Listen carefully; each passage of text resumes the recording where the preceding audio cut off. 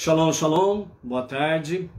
Hoje nós estamos no sexto dia do Shabat, o sexto dia da semana, e esse momento, tanto o mundo judaico como os Beneinor estão se preparando para o pôr do sol, para que os judeus venham guardar o Shabat e os Beneinor, os não-judeus, venham honrar o Shabat. Então, hoje nós estamos no sexto dia da semana, no dia 9 de abril, do ano 2021, e pelo calendário judaico nós estamos no dia 27 de Nissan do ano 5781. Louvamos a Hashem por podermos juntos estarmos em A Tarde com a Torá e iniciarmos aí. Hoje nós estamos a 203 dias do ano 5781. E nós vamos ver a respeito da sabedoria, a gota de sabedoria do nosso Rebbe Menachem Mendel para o dia de hoje. O que ele nos fala, o que ele nos ensina referente ao dia de hoje. Lembrando que nós estamos dentro do grupo de 17 ensinamentos que tem como título Verdade. Aliás, falando em verdade, verdade é algo que é muito raro hoje. Porque a verdade hoje ela é defendida como se fosse mentira, e a mentira hoje é defendida como se fosse verdade. E nós estamos vivendo, de fato, dias difíceis, não somente na questão da pandemia em si, mas infelizmente, há uma grande parcela do mundo jurídico, político e um certo grupo, do mundo da medicina, estão aí, cada vez mais, trazendo mentiras como verdades e verdades sendo mentiras. Então nós estamos numa época de informação e contra-informação. É uma guerra de informação. Então vamos ver o que o Rebbe nos fala no dia de hoje com referência à verdade. Nós temos que ter princípios, não ideologias. Nós temos que ter análise da razão no sentido de enxergarmos a verdade e não irmos pela emoção. Uma das formas de nós podermos realmente ver a questão da verdade é analisarmos os fatos de forma racional, fria, sem emoções, sem ideologias, principalmente ideologias esquerdistas, que estão associados à ideologia socialista comunista. E desde o princípio a ideia socialista comunista sempre foi de taxar verdade como mentiras e elevar a mentira como se fossem verdade. Isso é desde o princípio, é só pesquisar na história e você o verá essa realidade. Então vamos ver o que o Rebbe nos ensina com referência a essa questão de verdade. Porque hoje em dia a guerra é pela verdade. E a verdade ela precisa e vai prevalecer. Por quê? Porque o bem sempre venceu o mal. O mal ele tem momentaneamente alguns lances que parecem que está ganhando. Mas na realidade está perdendo, perdendo e perdendo. Então, por isso, a verdade ela sempre prevaleceu sobre a mentira e o bem sempre prevaleceu sobre o mal.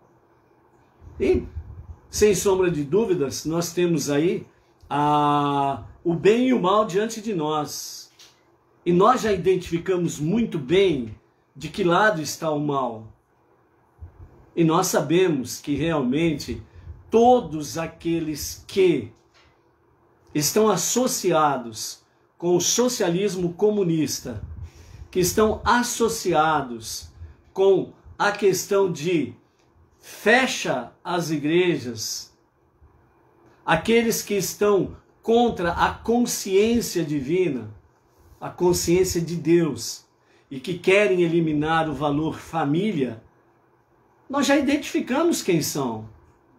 É só uma questão de você, quando ouvir uma notícia, tenha sempre como meta isso.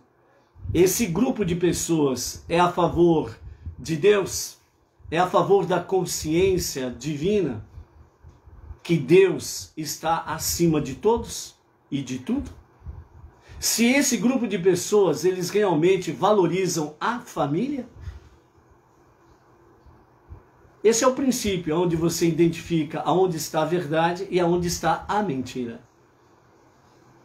Por isso a nossa consciência divina, a nossa consciência de Deus, Ele sempre deu, dá e dará aos que o temem e aos que o invocam discernimento, entendimento, conhecimento, sabedoria, para poder discernir que verdade é verdade e que mentira é mentira. E essa é uma busca individual. Simplesmente isso. Já diz um filósofo de que a coisa mais imbecil que existe é quando a verdade está patente à vista das pessoas. Eles veem a verdade, mas eles negam a verdade e acreditam e continuam acreditando na mentira. Diz o filósofo que isso é uma verdadeira forma de ser imbecil. Então, por isso, amados, essa é a questão. Ou nós estamos na verdade ou na mentira. Ou nós estamos a favor do bem ou a favor do mal. E nós também já sabemos, dentro desse campo geopolítico, judiciário, quem é a favor da consciência de Deus e a favor da família. E quem é a favor da lei de Gerson, a lei das vantagens, e quem não é. Então, a escolha e a decisão ela é individual. Então, cada um analise, tire suas conclusões e tome as suas decisões. Que nós sejamos encontrados sempre do lado da luz divina, da luz de Deus, da luz da sua palavra, da luz da sua verdade, da luz dos 5 primeiros livros da Bíblia. Que nós estejamos sempre realmente vivendo do lado do bem, porque o antídoto do mal é o bem, o antídoto da escuridão é a luz, o antídoto da mentira é a verdade. Então, vamos em frente. Vamos ver o que o Rebbe nos diz sobre verdade. Baruch Hashem. Temos aí a Malu, lá de Brasília, o Luiz Ribeiro, de Itaquera, Grande São Paulo, a Marli, lá de Vitória, Espírito Santo, a Donária, Lisboa, Portugal, que já estão aí conectados, né? Baruch Hashem, por isso daí. Vamos ver o que o Rebbe nos fala? É sobre verdade. Uma mente aguçada achará uma verdade para si mesma.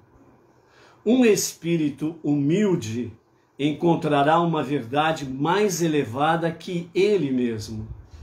A verdade não é propriedade dos intelectuais, mas a verdade, ela é propriedade daqueles que sabem como escapar a seu próprio eu. Simone Cremonese, Ribeirão Preto, interior de São Paulo, Baruch Hashem. Então, o que nós temos aqui? A mente aguçada é aquela que, pá, ela vê e já discerne a verdade. Então, ela achará uma verdade para si mesma. Então, ele encontra a verdade. Um espírito humilde é aquele que encontra uma verdade que é mais elevada que ele mesmo. Este é o espírito humilde. A verdade não é propriedade dos intelectuais. A verdade, ela é propriedade daqueles que sabem como escapar a seu próprio eu.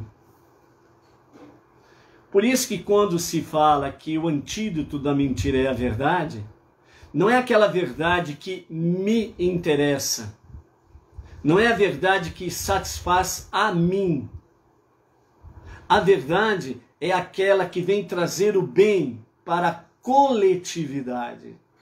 O que nós estamos, um exemplo, o que nós estamos enfrentando nos dias atuais da pandemia?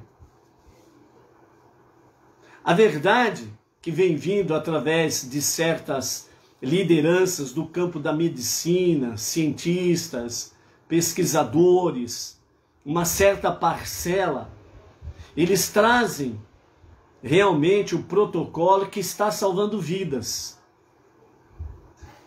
Mas imediatamente nós temos uma grande parcela da mídia marrom podre, cheia de fake news, em que ela traz mentiras, defendendo como se fossem verdades.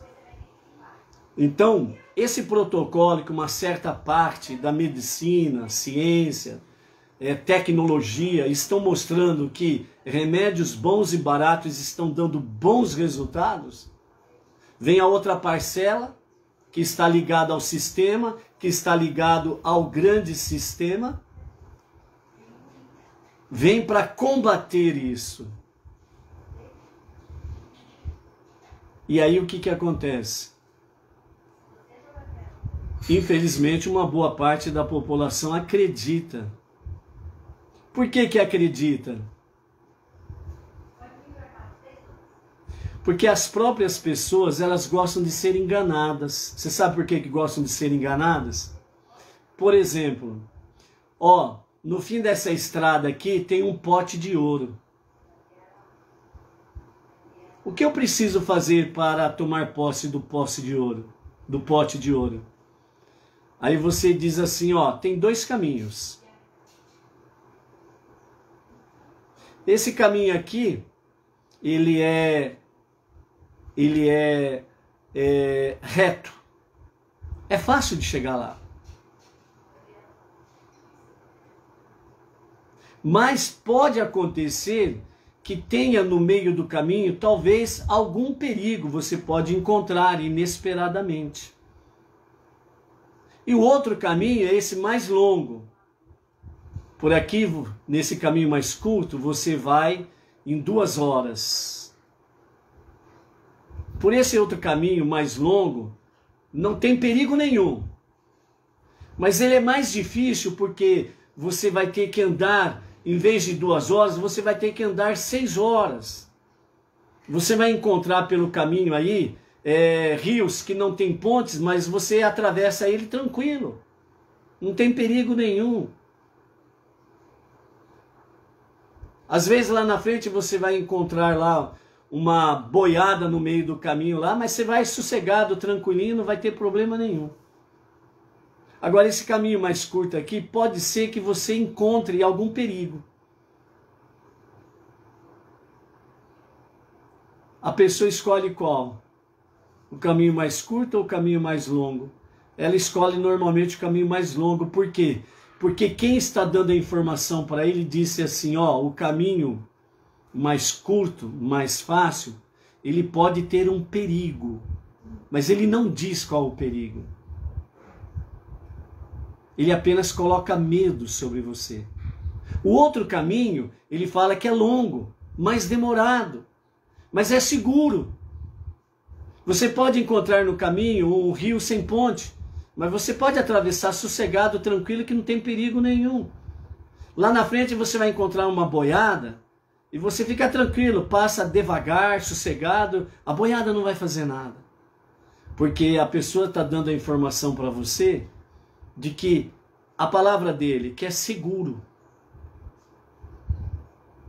E você não analisa. A pessoa não analisa.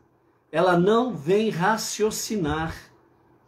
E ela é levada pela emoção das palavras que a pessoa fala. É a mesma coisa que nós estamos vendo diante da nossa realidade da pandemia no mundo. Remédios bons e baratos é o caminho curto. E quem está aplicando isso está salvando vidas. São inúmeros médicos Inclusive o Conselho Federal de Medicina já falou que é favorável ao protocolo do tratamento inicial. E as pessoas estão sendo salvas. Mas tem uma outra grande quantidade de pessoas, órgãos de imprensa, determinados setores do campo jurídico, né, ou da justiça, que fica interferindo em outros poderes, certo? E dizem que não pode, porque isso pode matar. E as pessoas são levadas ao medo e ao pavor. E abandonam a verdade e acreditam na mentira como se fosse verdade. Então os dias que nós estamos vivendo são dias em que realmente nós estamos vivendo aí uma guerra de informações. Por isso que nós precisamos constantemente estarmos aí focados na palavra, para que nós possamos realmente ter sucesso na sabedoria. Por isso o Rebbe diz: a mente aguçada achará uma verdade para si mesma. Ele encontra a verdade. O espírito humilde encontrará uma verdade mais elevada que ele mesmo. É uma verdade que vai prevalecer, é mais elevada. E no final, o Rebbe diz assim, a verdade ela não é propriedade dos intelectuais. Porque hoje as pessoas estão atrás de especialistas, de intelectuais. O que eles dizem? Eles falam contra a vida, as pessoas acreditam. Aparecem outras pessoas do mesmo ramo, intelectuais, especialistas, que falam em favor da vida, só que as pessoas não acreditam. Não acreditam que eles estão falando a verdade. Eles não acreditam no poder da vida. Então eu te pergunto, quem é negacionista? Aqueles que negam o direito à vida? São os negacionistas. Os que negam um tratamento bom e barato para que as pessoas tenham a oportunidade de viver e estão vivendo, negacionistas são aqueles que negam essas realidades. O nosso país, por exemplo, passou de 11 milhões de pessoas curadas. Negacionistas são aqueles que negam que mais de 11 milhões foram curados.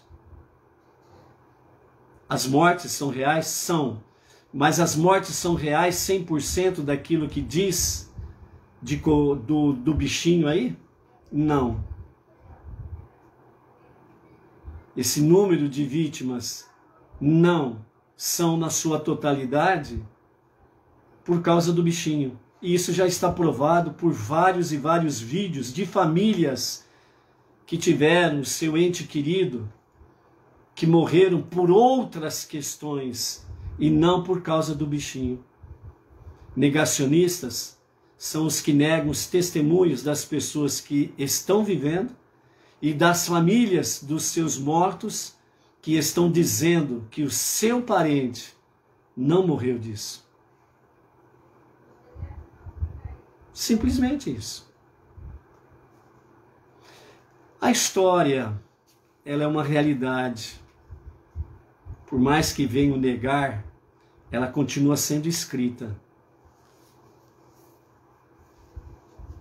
Continua sendo registrada. E o tempo vai passar, mas vai chegar um tempo, e esperamos que seja logo, em que nós vamos ver de forma clara para todos que em nome do poder foi melhor matar pessoas do que salvar pessoas.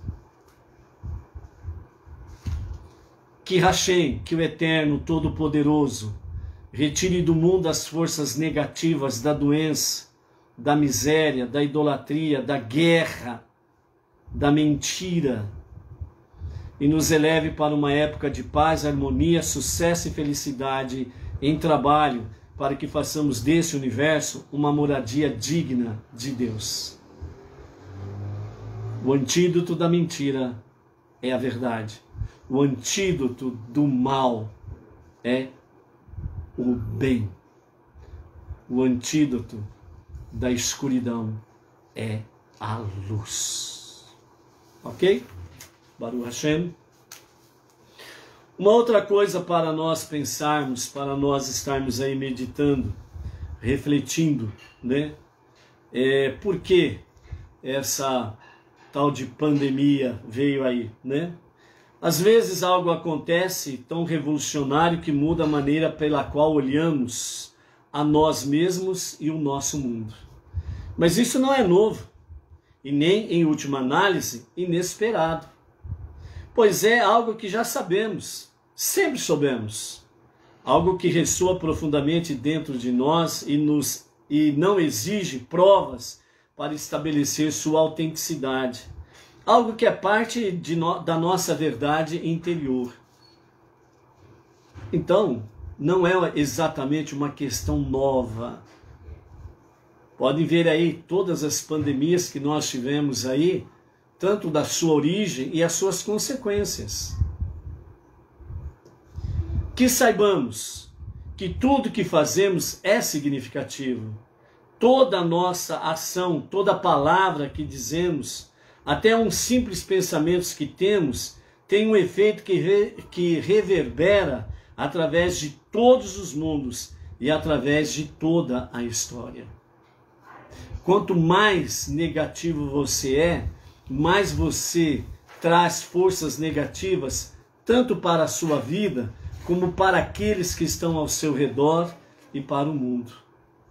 Quanto mais negacionista você é, mais mal você traz para si mesmo e para aqueles que estão próximos a você e para o mundo. Que tudo que acontece no mundo de Deus, desde a queda de um império até uma folha de uma árvore se virando ao vento numa floresta distante, é para um propósito, tem um propósito, tem um significado, especificamente guiado e dirigido pelo Todo-Poderoso. Um propósito que contribui para o objetivo geral da criação. Que nossa simples fé, nosso simples comprometimento a fazer o bem é mais precioso aos olhos de Deus que todo o gênio do erudito e toda a espiritualidade daquele mais elevado que possa ser.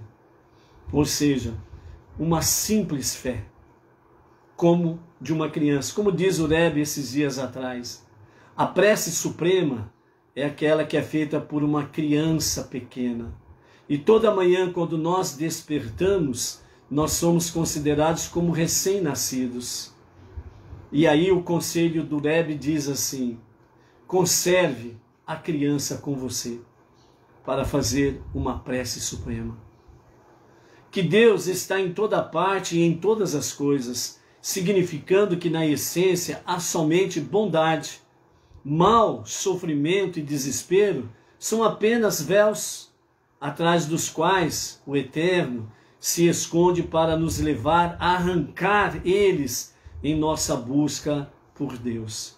Ou seja, o mal, sofrimento e desespero que está aí é apenas uma cortina, um véu de fumaça. Qual o objetivo? O objetivo de Deus é que você venha tirar isto, venha arrancar este mal, para que você busque a Deus. A sua busca com Deus, através de uma simples fé, é o que você vai fazer com que toda a névoa, ela se dissipa, toda mentira cai por terra, toda escuridão cai por terra, porque você está buscando a fonte de todo o bem, Deus. Que a vida é alegre e podemos vivê-la jovialmente em toda situação, sob todas e quaisquer circunstâncias. Você precisa aprender a viver diante das dificuldades. Você precisa viver diante das adversidades e não se tornar prisioneiro delas. Que Deus nos ama, isso é algo real. Não duvidamos e não podemos duvidar dessa realidade. a todo e cada um de nós como se ele ou ela fosse seu único filho ou sua única filha. Que a forma mais verdadeira de amar a Deus é amar todo e cada um de seus filhos, o amor ao próximo. Por isso, nós precisamos levar sempre uma mensagem de esperança, uma mensagem de fé, de confiança em Deus. Precisamos levar sempre avante realmente, pessoal, enquanto você está aí limitado, infelizmente, a 300 e poucas mil mortes, existem milhões, mais de 11 milhões de pessoas que estão vivas. Infelizmente, temos aí em torno de 300 e poucas mil pessoas que faleceram, né? Lamentamos por isso, que Deus, na sua infinita graça, recolha em paz estas almas, conforte os seus familiares. Mas nós temos mais de 11 milhões de pessoas que já foram curadas e salvas deste mal. Então, por isso, nós precisamos realmente ver que a vida está prevalecendo, que o bem está prevalecendo, que a verdade está prevalecendo. Nós precisamos ver isso daí e levarmos cada vez mais adiante. Se 11 milhões de pessoas estão curadas deste mal aí, coloque pelo menos junto com ela 2 pessoas da sua família. 11 milhões vezes 2, você já tem 22 milhões de pessoas que estão comemorando a vida e agradecendo a Deus. Então, a vida está vencendo. O bem está vencendo. A verdade está prevalecendo. Agora, as pessoas que são negacionistas, são negativas, elas não valorizam isso. E acaba se perdendo no seu próprio desespero. Por quê? Porque os perversos, os corruptos que estão nos poderes, estão conseguindo seu objetivo: destruir a sua vida, matar você em vida. E você deixou de viver. Quando olhamos dentro das nossas próprias almas, sabemos que tudo isso é verdadeiro. Por isso que ali o Rebbe diz que a verdade, ela não é uma possessão para os intelectuais. A verdade, vamos ler ao pé da letra, a verdade, ela é para aqueles que sabem como escapar do seu próprio eu, do seu próprio ego, do seu próprio egocentrismo. Mas a vida do ser humano, com frequência, não é orientada para olhar em sua própria alma. O problema hoje em dia é essa realidade. Enquanto uma grande parte, infelizmente, estão negando a verdade e taxando a verdade como mentira e elevando a mentira como se fosse verdade, certo? Então, essas pessoas, elas não são orientadas a olhar para dentro de si mesmo, para a sua alma. Porque quando ela fizer isso, ela vai fazer o quê? Ela vai agradecer a Deus pela vida que ele recebeu. E as pessoas não são orientadas a isso. As pessoas não querem ser orientadas a olhar para dentro da sua alma e reconhecer Deus, a fonte da vida. Tanto é que a Suprema Corte, ela simplesmente negou o direito das pessoas, independente da sua profissão de fé, de se reunirem nos seus templos, nos seus salões, né, para buscar a presença de Deus. Isto é ser negacionista. E outro detalhe, estão tirando tudo de nós. Aos poucos eles estão tirando tudo. Em nome do quê? Em nome dessa pandemia, que não é tudo isso que eles dizem. Isso já está provado. É só você buscar fontes dignas, não as fontes de fake news, que traz medo, pavor, terror e morte. É uma realidade. Então, as pessoas frequentemente não são orientadas para olhar em sua própria alma. É por isso que precisamos de professores, não tanto para nos dizer aquilo que não sabemos, embora cada tipo de ensinamento tem suas utilidades também. Mas nós precisamos de professores para nos mostrar aquilo que já sabemos, que está no nosso interior e que nós, de uma forma geral, as pessoas têm medo de ver a verdade. Preferem acreditar na morte do que acreditar na vida. Preferem acreditar na mentira do que na verdade.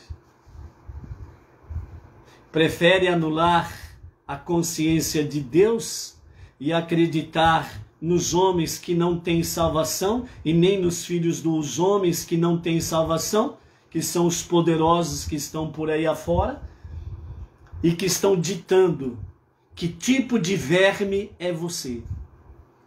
E as pessoas estão aceitando. Eu sou um verme. Eu sou uma ameba. É isso que estão fazendo com as pessoas. Mas aos poucos, em nome de que nós estamos protegendo vocês. Nós estamos cuidando da sua vida para que você não morra. E as pessoas vão aceitando. Nós precisamos de professores para mostrar a cada um de nós o que já sabemos e que está no interior. E esses professores, sem sombra de dúvidas, sofrerão grandes resistências. Mas quem é pela verdade sabe dos riscos. E o espírito do medo e da covardia não tem lugar aonde está a verdade, a luz, onde está Deus. Ok? Vamos à contagem do Homer. Lembrando, para não esquecermos, em cada palavra da Torá, os 5 primeiros livros da Bíblia, há um profundo significado, tanto pessoal como espiritual. Aprenda. Esse é um caminho para aqueles que estão dispostos a trabalhar.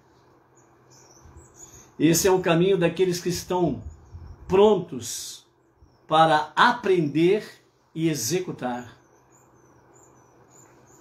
Prato pronto, não tem não. Se vira nos 30. Pesquise. Passe tempos com Deus, converse com Deus como uma criança pequena e tome atitudes dignas de um filho de Deus.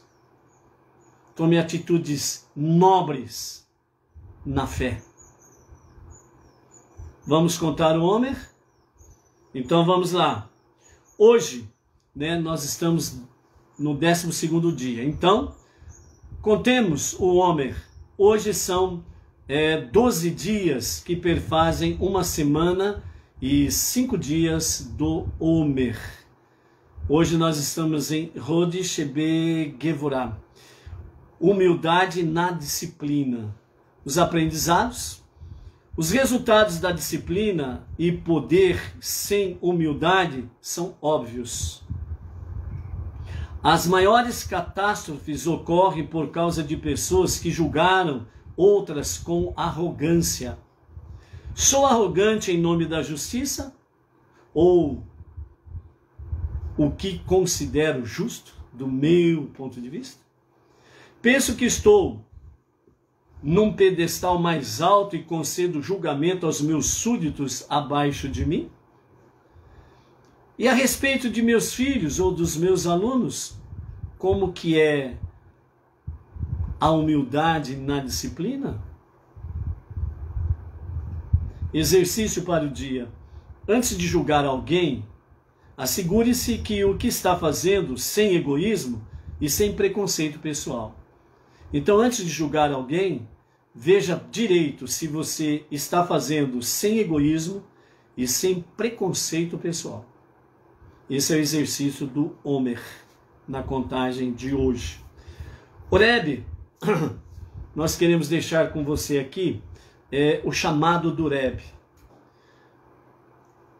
Horebe, ele assim nos diz, aliás, a sabedoria, né, de Rambam, ele diz assim: quando surgir um rei da dinastia de David, que estuda a Torá e se ocupa com as mitzvot, os mandamentos, como David, seu ancestral, de acordo com a Torá escrita e oral, e influenciar todo o povo judeu para que se comporte de acordo com ela e fortaleça seu cumprimento, e lute as guerras de Deus, é muito provável que seja Mashiach.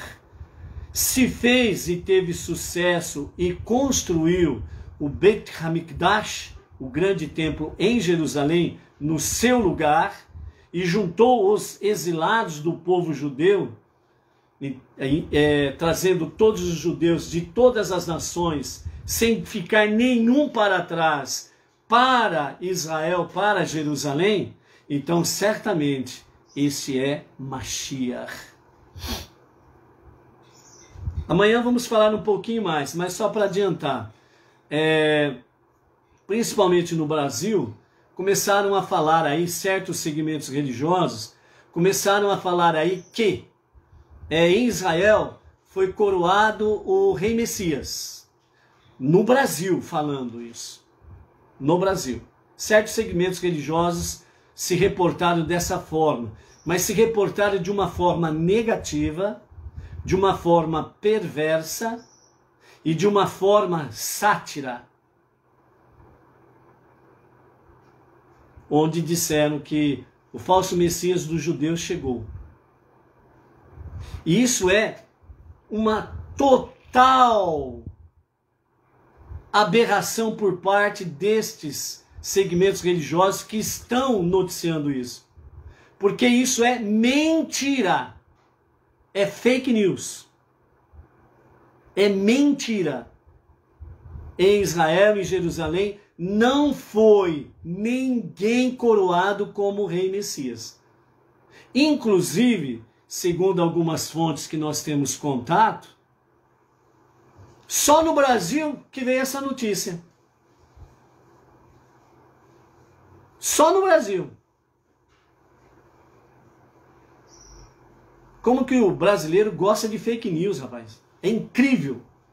É fake news na política, é fake news na saúde, é fake news em certos segmentos religiosos. Não deem ouvidos à mentira, gente. Olha o que diz os sábios do povo judeu. Se você quer realmente saber sobre Mashiach, você tem que procurar um rabino. Se você quer saber realmente o conceito de Mashiach, você precisa procurar aqueles que estão vivendo uma fé monoteísta com base judaica e que tem um bom conhecimento dentro deste nível, para começar a entender que o que te foi ensinado até aqui, no seu segmento religioso, nada mais é do que falácia, fake news.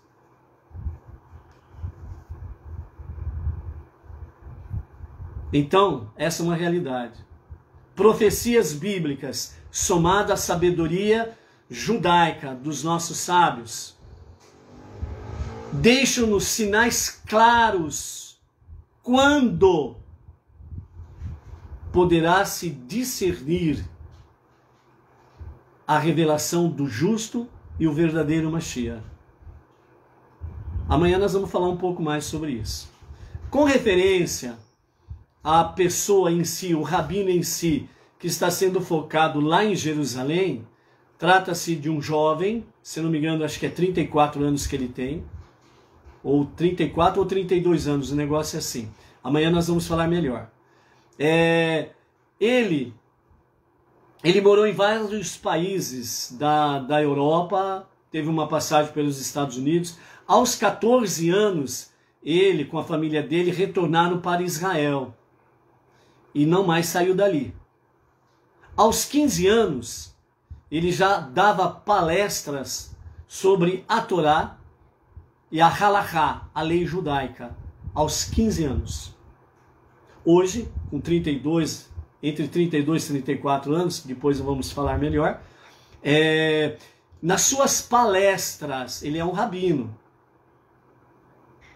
Ele, com seus 15 anos, já estava numa yeshiva, uma escola de rabinos lá em Israel, se formou nisso, e ele continua dando as suas palestras. E entre uma e outra palestra, né, todas elas, ele realmente demonstra uma grande e profunda sabedoria da Torá escrita, da Torá oral, do Talmud e etc.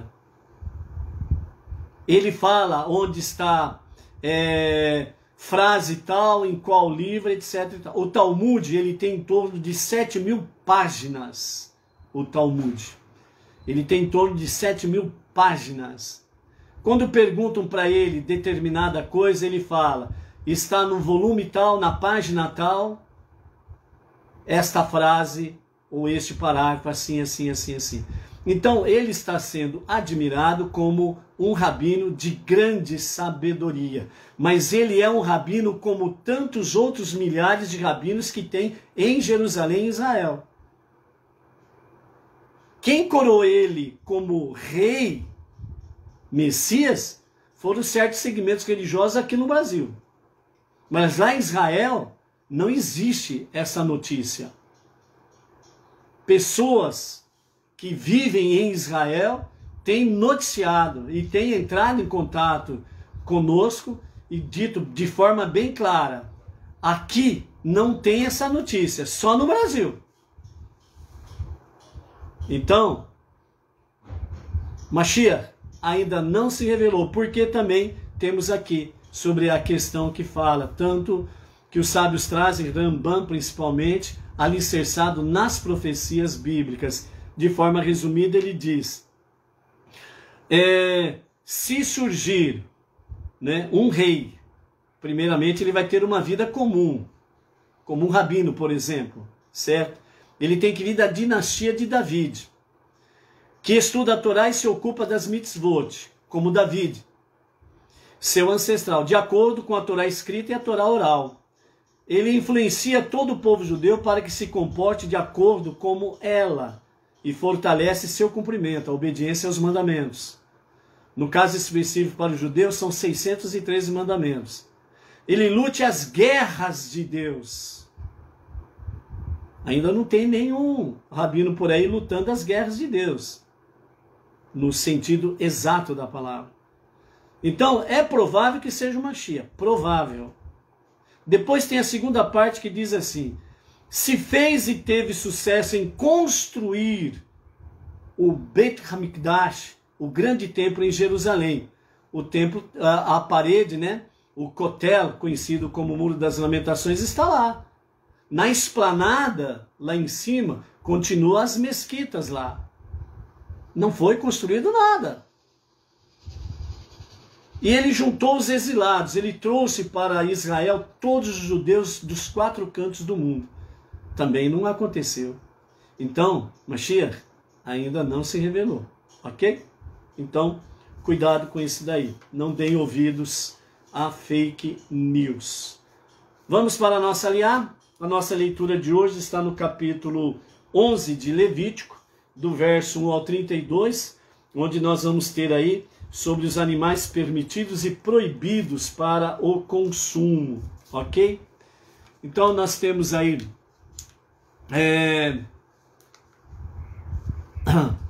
outras pessoas que nós queremos fazer menção, daquelas que já o fizemos, né? A Thalia Esther de Teresina, Piauí, a Radames Nunes, Renata Piccoli de Presidente Prudente, interior de São Paulo, o Ruberval Ribeiro de Barra Mansa, né? Então essas pessoas que nós queremos também nessa tarde fazer menção dos seus nomes aí, Baruch Hashem.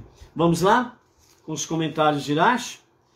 Então Deus falou a Moisés, a Arão, e que por sua vez deveria dizer aos seus 2 filhos remanescentes, Eleazar e Itamar: falai vós 2 aos israelitas, dizendo: nas leis dos sacrifícios que acabam de ser apresentadas, faz-se referência às impurezas e suas consequências. Há 2 tipos de impureza. O primeiro vos torna inaptos para entrar em certas áreas, isto é, o tabernáculo, e um dos 2 acampamentos, ou ambos que o circundam, em que vos organizareis no próximo mês, ou comer alimento consagrado, sacrifício de terumá ou segundo dízimo, até passardes por algum rito de purificação. O segundo tipo de impureza não vos torna inaptos para entrar em nenhuma área específica. Consiste na perda de sensibilidade espiritual e só pode ser removido mediante um processo adequado de arrependimento. Esses são os seres que comereis.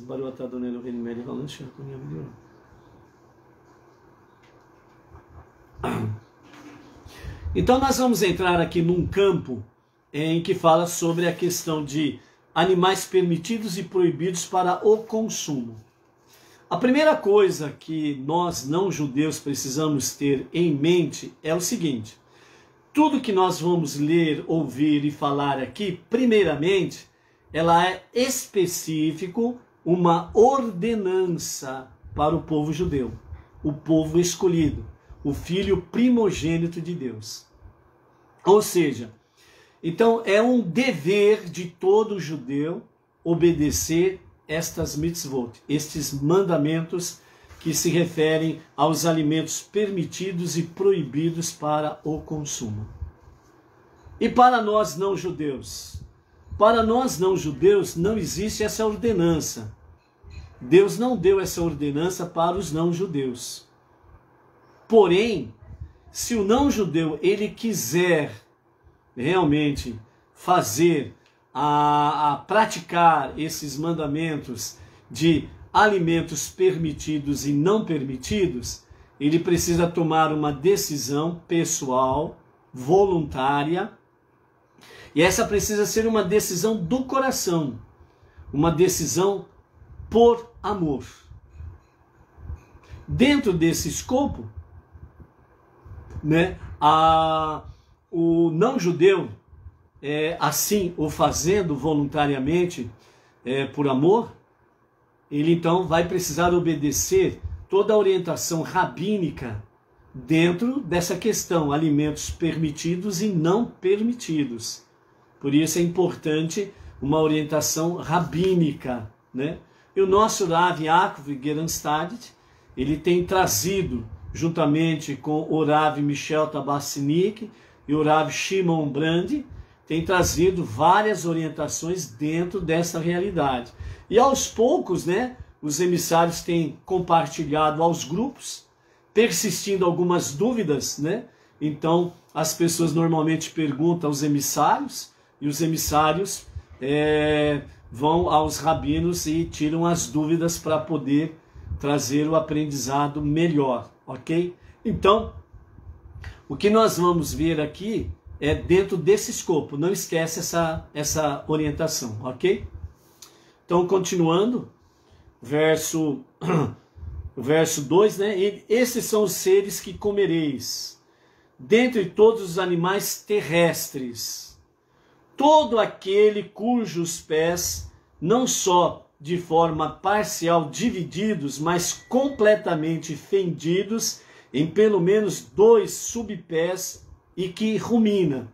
Então, dos animais terrestres, são aqueles que têm os seus pés, né, os seus cascos completamente fendidos e que rumina. Que é o caso, por exemplo, da ovelha, do boi, da vaca, certo? Que rumina. Eles têm, além de ruminar, eles têm os cascos, os pés completamente fendidos, né? Que vai até o joelho, na melhor forma para entendermos isso daí. A proibição de comer animais que não atendem a esses requisitos formulada adiante como mandamento restritivo, também aparece aqui como mandamento ativo. Só comereis tais animais. Se houver então quer dizer, só comereis tais animais. Essa é a ordenança que o Eterno dá especificamente para o povo judeu. Verso 4. Porém não comereis daqueles animais que ruminam ou têm os pés fendidos. O camelo, por exemplo, eles ruminam, mas eles não têm os cascos fendidos. Porque rumina, mas não tem pés completamente fendidos. Comê-lo vos torna espiritualmente impuros. Ou seja, esses tipos de animais que vamos mencionar aqui, eles têm os cascos fendidos superficial, apenas na aparência. Aquilo que está diante dos olhos, não vai até os joelhos. O írax, porque rumina, mas não tem os pés completamente fendidos. Comê-lo vos torna espiritualmente impuros. Né? Esse tal de Hyrax, né, ele mais parece um tipo de rato do mato, de tamanho família, aí, alguma coisa nesse sentido aí. A lebre, porque rumina, mas não tem os pés completamente fendidos. Comê-la vos torna espiritualmente impuros. Então a lebre é proibido para o judeu se alimentar da carne dele. E o porco, porque tem pés divididos, mas que são completamente fendidos. Ou seja, o porco ele tem o seu casco fendido, vai até os joelhos, então ele tem a divisão completa. Porém, o porco não rumina. Comê-lo vos torna espiritualmente impuros. Então, o problema do porco é que ele não rumina. Essa é a questão, porque não se deve comer a carne do porco. Não o comereis, porque apresenta apenas um dos 2 sinais dos animais permitidos. No entanto, só se transgride a proibição de comer tais animais quando se come de sua carne. Né? Não tocareis, a única exceção são as festas de peregrinação, durante as quais não tocareis seu cadáver, vos torna ritualmente impuros. Aqui está falando sobre a questão de, nas festividades das peregrinações, né, as pessoas elas podem se contaminar se alimentando de animais impuros, ficam ritualmente impuras, e também quando vão para as festas das peregrinações, viagens, elas podem, de alguma forma, podem tocar o cadáver de algum tipo de animal, elas tornam-se também ritualmente impuras, e precisa fazer o ritual de purificação também. Agora vamos ver aqui que a questão de peixes permitidos e proibidos para o consumo. Lei explicitamente para os judeus. Dentre todos os seres que vivem na água, comereis esses. Todo ser na água que tem barbatanas e escamas.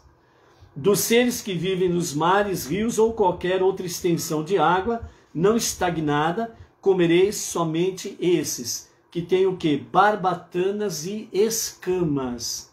Né? Então, por exemplo, peixe de couro. Não é permitido para o judeu se alimentar de peixe de couro. Porém, dos que vivem nos mares, rios ou qualquer outra extensão de água não estagnada, dentre todos os seres rastejantes da água e dentre todos os seres vivos que vivem na água, considerareis repugnantes todo aquele que não tem barbatana e escamas. É aquele famoso que falam, né, os frutos dos mares, né? Onde são aqueles tipos considerados alimentos exóticos, né, dos mares, camarão, por exemplo, e toda essa cadeia aí. Então não é permitido para o judeu se alimentar destes tipos de alimentos. Vós os considerareis tão repugnantes, não comereis de sua carne, considerareis seu cadáver repugnante, considerareis repugnante todo ser que não tem barbatanas e escamas quando está na água. Né? Então, qual o tipo de peixes que o judeu pode se alimentar? Todo aquele que tem barbatanas e escamas. Fora isso, é tudo repugnante. Aves permitidas e proibidas, a partir do versículo 13 do capítulo 11 da nossa Parashá Shemini. Dentre as aves considerareis repugnantes as seguintes, e não as comereis. Não só não as comereis vós mesmos, elas também não serão comidas por outras pessoas, por exemplo, menores por vosso intermédio, pois devem ser consideradas tão repugnantes que nem sequer as dareis a vossos filhos pequenos, embora, tecnicamente, eles sejam isentos de cumprir as leis da Torá até atingirem a maioridade. No mundo judaico, as meninas atingem a maioridade, que representa a responsabilidade religiosa, aos 12 anos de idade. E os meninos, aos 13 anos de idade, eles adquirem a maioridade com referência às responsabilidades religiosas. Então, quais são estas aves? O abutre folveiro, o abutre barbudo, a águia pescadora, as várias outras espécies de abutres, todo tipo de espécie de corvo, o avestruz, o cuco, a gaivota, as várias espécies de gavião, o mocho, o corvo marinho, a coruja branca, o morcego, o pelicano, a pega,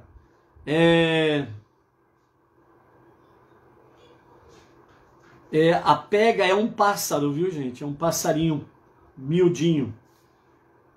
O mocho, o morcego, o pelicano, a pega, a cegonha, as várias espécies de garça, a polpa e o atalefe. Todas as outras aves são permitidas para o consumo. Todas estas são proibidas para o consumo. Animais rastejantes, voadores, permitidos e proibidos para o consumo. Capítulo 11, verso 20. Considerareis repugnante, portanto não comereis, todo ser rastejante que também voa, e ainda sobre 4 patas, por exemplo, como moscas, vespas, mosquitos e espécies proibidas de gafanhoto. Ok? No entanto, dentre todos os seres rastejantes voadores que andam sobre 4 patas, podereis comer, que tem extensão articulada, semelhante a pernas acima de suas pernas, propriamente ditas, perto do pescoço, como as quais saltam sobre a terra, que tem 4 asas, cujo asas lhes cobrem maior parte do corpo. Dentre aqueles que satisfazem esses critérios, podeis comer os seguintes: o gafanhoto vermelho e toda a variedade de sua espécie, o gafanhoto amarelo e toda a variedade de sua espécie, o gafanhoto cinza pintado e toda a variedade de sua espécie, o gafanhoto branco e toda a variedade de sua espécie. Né? Hoje em dia, né, essas classes de gafanhotos permitidos, eles não são identificados. Então, regra geral, na dúvida, é melhor não comer gafanhoto nenhum. Ok? Nós temos aí alguns profetas que se alimentaram de mel e gafanhoto. É esse tipo de gafanhoto aqui que era permitido, ok? Não esses gafanhotos que você vê por aí, não tem nada a ver com a história. Não obstante, apenas todo ser rastejante voador de 4 patas, que não satisfaça esses critérios, considerareis repugnantes. Mas podeis comer seres rastejantes voadores de 5 patas, que não satisfaçam esses critérios, desde que sejam membros de uma das 4 espécies de gafanhoto que já foi mencionado. Impureza contraída por contato com animais proibidos para o consumo. Por meio do contato com os seguintes animais vos tornareis ritualmente impuros. Todo aquele que tocar seu cadáver ficará ritualmente impuro, até fazer imersão em um mikvê durante o dia e então esperar até a noite. Mas todo aquele que carregar seu cadáver também mergulhará suas roupas em um mikvê, além de ficar ele mesmo ritualmente impuro, até fazer imersão em um mikvê e então esperar até a noite. Então esse mikvê aqui, ele pode ser um tanque, uma piscina, que a água seja corrente, né? Um chuveiro que caia água abundante, né? E que é alimentada pela água da chuva, o seu reservatório. Então é dessa forma que se faz, todo judeu se faz o seu ritual de purificação, o mikvê. Considerareis ritualmente impuro todo animal cujos pés são parcialmente divididos, mas não completamente fendidos, que já foi mencionado há poucos instantes, em pelo menos 2 subpés e que não rumina, o que significa que todo aquele que o tocar se tornará ritualmente impuro. Considerareis ritualmente impuro, entre todos os animais que andam sobre 4 patas, todo animal que anda sobre a planta de seus pés, o que significa que todo aquele que tocar seu cadáver ficará ritualmente impuro, até fazer imersão em um mikvê e então esperar até a noite. Isso inclui cães, ursos e gatos. Todo aquele que carregar seu cadáver mergulhará suas roupas em um mikvê, além de ficar ele mesmo ritualmente impuro, até fazer imersão em um mikvê e então esperar até a noite. Vós os considerareis ritualmente impuros nesse aspecto também.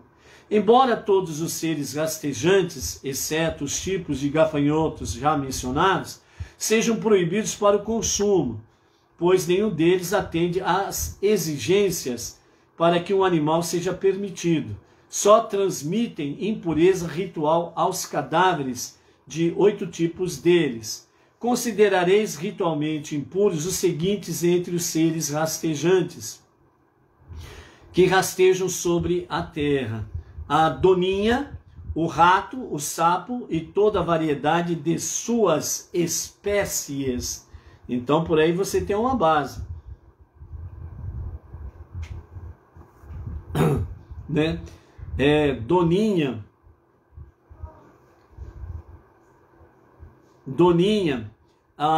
o rato, o sapo e todas as variedades de suas espécies, o ouriço, o camaleão, o lagarto, o caracol, a topeira, né?